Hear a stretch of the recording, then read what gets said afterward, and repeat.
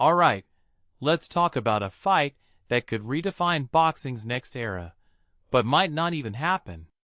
Terence Crawford, one of the sport's sharpest minds, just dropped some fascinating insight on the potential Naoya Inoue vs Jesse Bam Rodriguez showdown.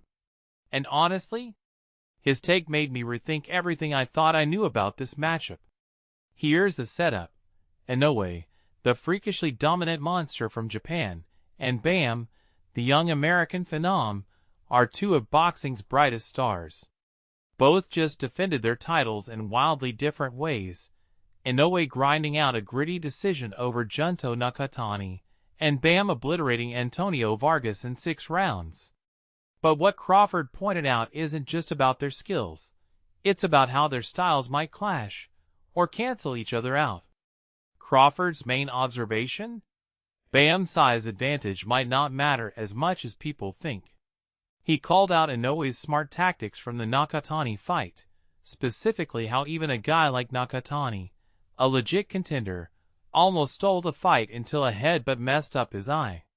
That's wild to me because it shows how Inoue's IQ keeps him ahead, even when he's not at his physical peak. But here's the twist, Bam isn't Nakatani. He's younger, stronger, and built like a bantamweight Terminator. So does that mean he can pressure Inoue in ways Nakatani couldn't? Or will Inoue's ring smarts pick apart Bam's aggression? One thing Crawford didn't say outright, but I'll connect the dots on. This fight is a chess match of contradictions. Inoue's length and elusiveness versus Bam's compact power. Inoue's experience versus Bam's youth. And let's not ignore the weight class shift. Bam's coming up from 118, Inoue's dropping down from 122. That's a huge deal. Fighters moving down often lose power, but Inoue's never looked weaker. Meanwhile, Bam's stepping into a division where he's not just the WBA champ, he's the hunted for the first time. But wait, there's a deadline. Inoue said March 2027 is his cutoff. That's nearly 3 years from now. And that's where my mind went deep. Why set a deadline at all? It smells like Inoue's management knows this fight's a once-in-a-lifetime payday, but also realizes Bam's stock is rising fast.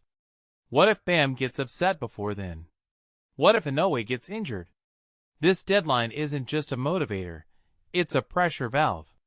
And honestly, it's smart business. Boxing's full of what-ifs, so locking in a date before hype fades is crucial. What's fascinating here is the bigger picture. This fight isn't just about belts. It's about legacy. For Inoue, beating Bam would solidify him as a transcendent star. For Bam, it's a chance to steal the throne and become boxing's new poster boy. And Crawford's analysis? It's a reminder that in boxing, it's never just about who's bigger or faster, it's about who adapts. I'm already hyped for the mind games before either punch is even thrown. What do you think?